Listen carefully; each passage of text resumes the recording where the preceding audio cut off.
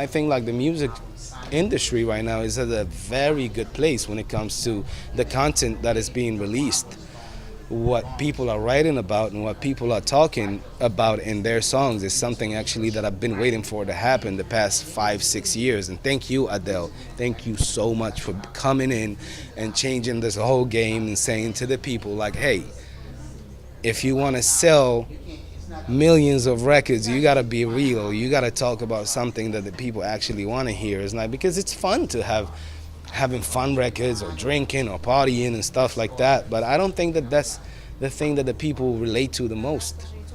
It's I think it's the honesty and it's the vulnerability of the song that really makes it big. I am just blessed to have lived my life the way I've lived it in between so many different countries and learning 6 languages.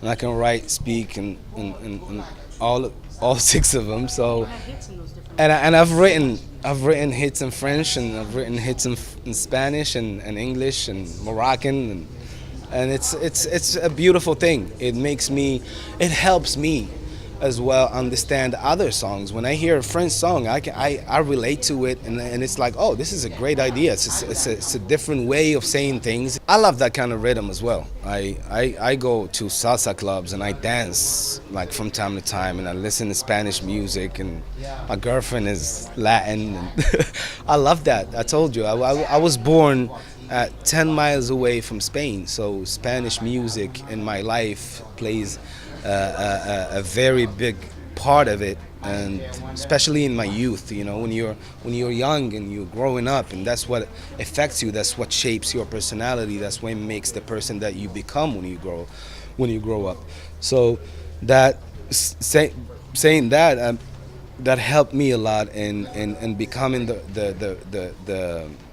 the lover of the type of music first, and then trying to do that kind of music, Latin music, whatever you want to call it, Spanish music or other types of music, because I relate to that and I find my place singing those classic songs that I've sang when I was a kid. And the only thing that I try to do is just grab that feeling that I once had as I was a kid and put it somewhere else, because music at the end of the day is just a feeling and emotion that it gives you. It takes you to a place for 3 minutes and a half, and then you're right back to reality. Artists are different as well. They're very special people because that's what they do. They are artists, and I'm only, if you want to call it, if you're the artist, I get to know you and then I mimic you. I try to become you as much as I can, so I can write something for you that can be easy for you to relate to, can be easy for you emotionally